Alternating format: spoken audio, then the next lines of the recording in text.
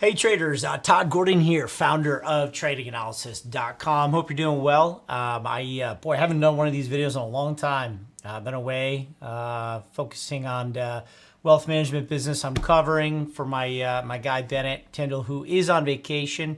And so let's dive in. This is the Rodney Dangerfield of corrections. Before we do, what's going outside of that window right here? First snow of the season here in upstate New York in Saratoga Springs. So it's gorgeous. My kids were out playing in the snow in their pajamas before bed, driving my wife nuts. So fun times. Can't wait for ski season. So listen, this is, I think, the Rodney Dangerfield of corrections, and I'm referring, could be any number of things that Rodney's done, but remember the movie Back to School? Remember this? You're going to love this. The triple lending.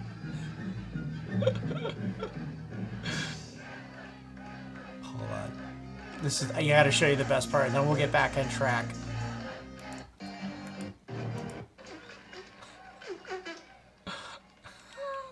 There's nobody like Rodney, right? All right, and I'll explain why this is the triple Lindy. So what is going on with this correction in the market, or what is it? Is it the top? Is it a long-term bear market depression that we're going into? The way that I see this is the a triple correction. Okay, this is like PhD level Elliott wave, which a correction, it's going to be really one of three patterns in the Elliott wave theory. And I'll just give you a quick little education, and then we'll get to the takeaway. So there's three main corrections, right? After every 5-wave move in the market, you're going to expect one of three corrections that corrects in both price and time a sufficient amount of the preceding trend wave, okay?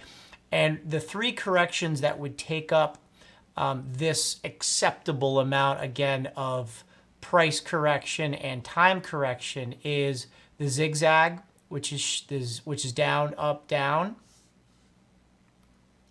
It could be the flat, which is down, back up to the old high, or maybe even through, and then back down to the old lows, and then we go.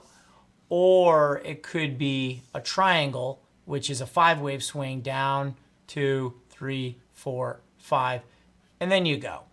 Okay, so those are the three kinds of Elliott wave corrections: zigzag, flat, or a triangle. That's really it. Okay, if a market does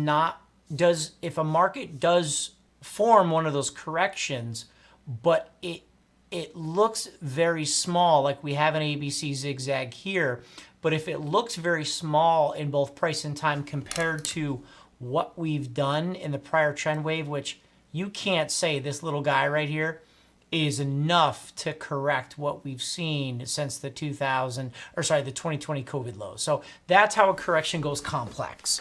And basically, those of you who have ever spent any time with Elliott might get confused with this whole W, X, Y, X correction. And all it is one completed Elliott wave correction, which in this case is a zigzag, connected via an X wave to another Elliott wave correction, which is again a zigzag, which is Y. So the first zigzag is W, X wave connector, another ABC zigzag in Y, connector X, and then this quite possibly could be the third ABC zigzag, which is going to imply that we're going to do this move down.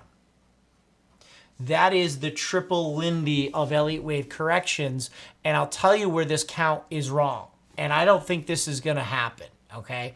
So again, there's 1, there's 2, that's 3. That's the Rodney of Elliott wave corrections.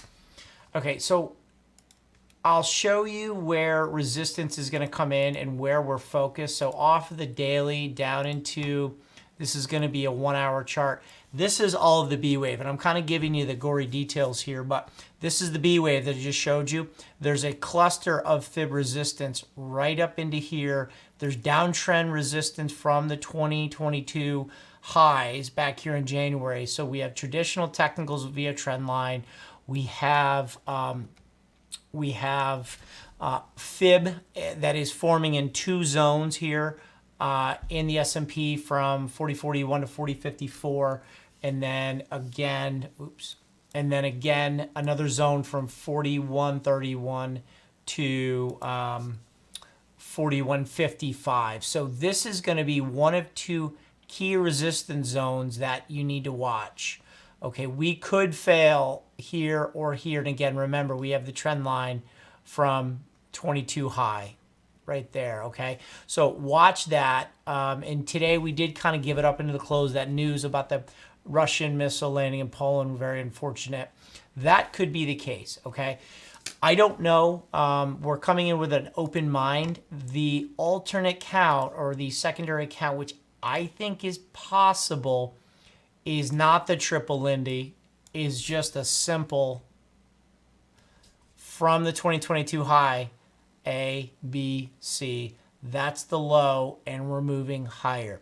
The count has to prove it to us. Getting off the daily, I'll show you how it proves it to us. Off the daily, get down to the intraday.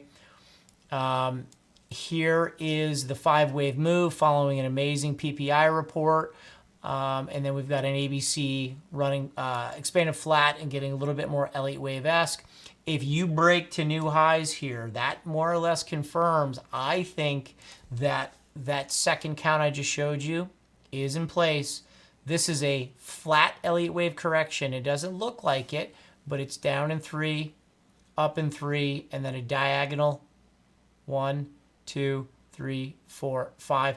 That is a flat correction. That is indicative of a lot of underlying strength. And then you're looking for upside targets in the ongoing wave 3 that could catch a lot of people by surprise. One thing I want to throw in front of you is, you know, looking at these earnings reports, there's something out of FactSet that I found to be very interesting, which is this. Really good report here by John Butters. They put some really good info out here, and I found this interesting. Earnings expectations, I'll let you guys read this if you're so inclined, but the takeaway here is this.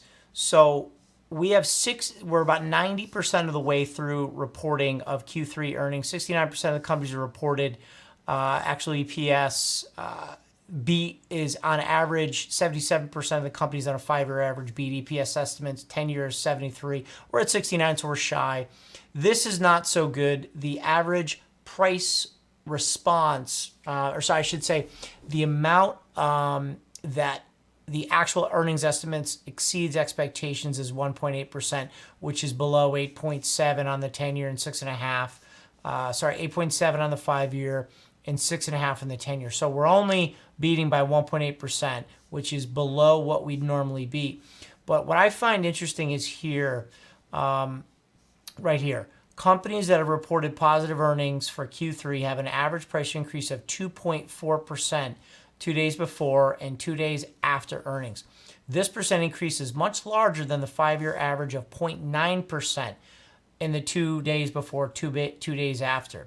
In fact, if this is the final percent for the quarter, it will mark the largest average price increase for S&P 500 companies reporting positive EPS surprises for a quarter since 2014. One example is Netflix.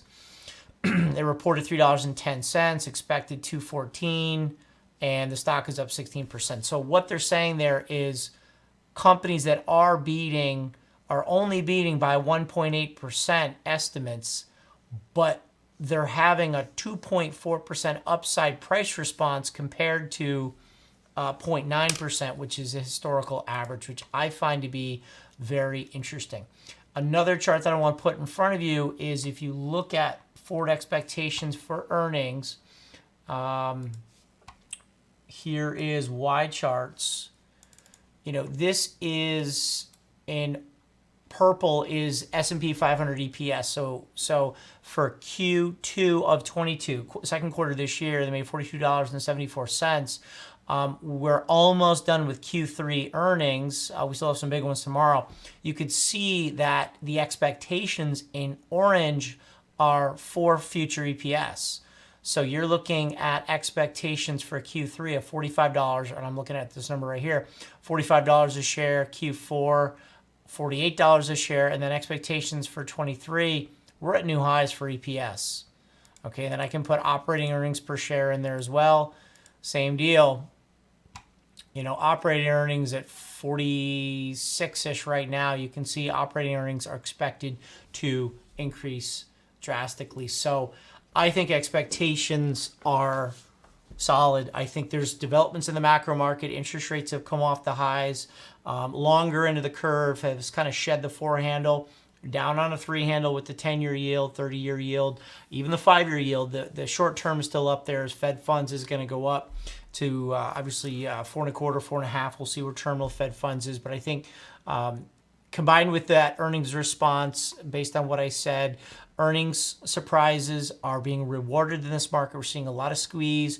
We're seeing some rotation into semis, consumer discretionary, and there's some long-term work we just did in the members video showing the growth to value, long-term relationships, consumer discretionary to staples, and you know, it kind of gives me sort of leaning towards the bullish count. And I have money on the sidelines in the wealth management, and we have hungry customers at Trade Analysis ready to go for long side. So hopefully that helps, guys. Check us out. Bennett will be back at Trading Analysis. I'm keeping an eye on things. I have the wealth management going as well, kind of all over the place. So hope you guys are doing well. I'll put the snow back up for you. Anybody who's Florida or California, you're missing out. No, kidding, we're missing out. All right, guys, have a good night. And tomorrow, YouTube live stream, 8:45-ish. We'll see you there. Have a good night.